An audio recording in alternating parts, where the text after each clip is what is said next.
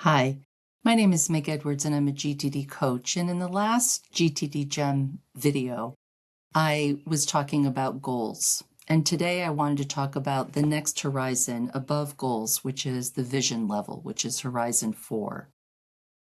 Now, I have lots of clients that really like to have that delineation between the goals level and the vision level.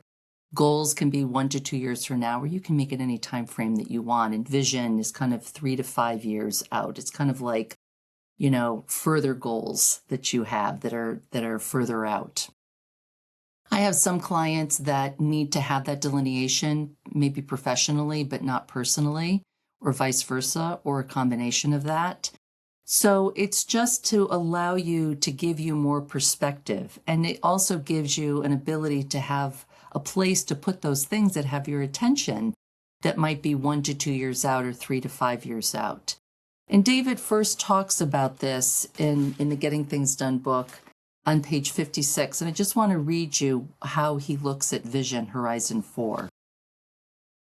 He says, projecting 3 to 5 years into the future generates thinking about bigger categories, organizational strategies, environmental trends, career and lifestyle transitions, circumstances.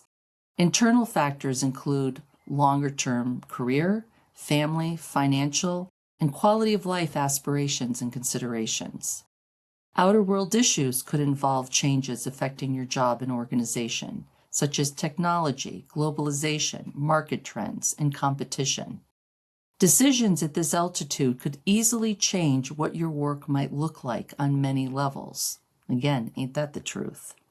But I wanted to flip over to David's third book, Making It All Work, because he devotes a whole chapter to vision. And he just says something that always just really struck me and I found so helpful and valuable.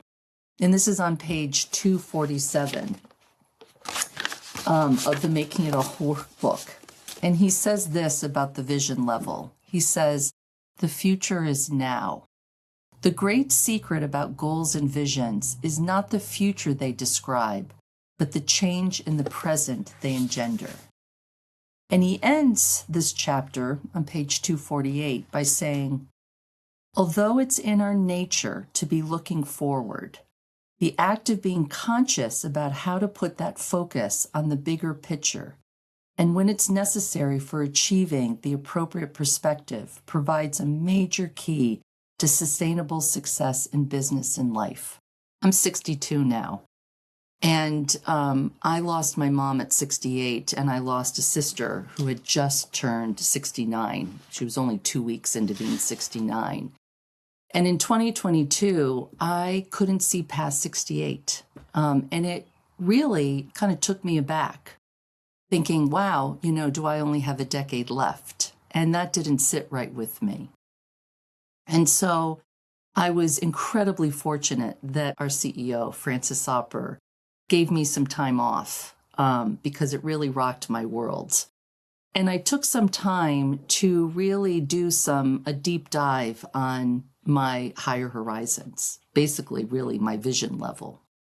And, in the Getting Things Done book, David does a wonderful job when he talks about vision. I recommend that you go into the index and read all the sections that he talks about vision. He gives some really probing questions that I think can be really useful, even though that isn't the main focus, as I said in the previous video about the higher horizons, fleshing it out.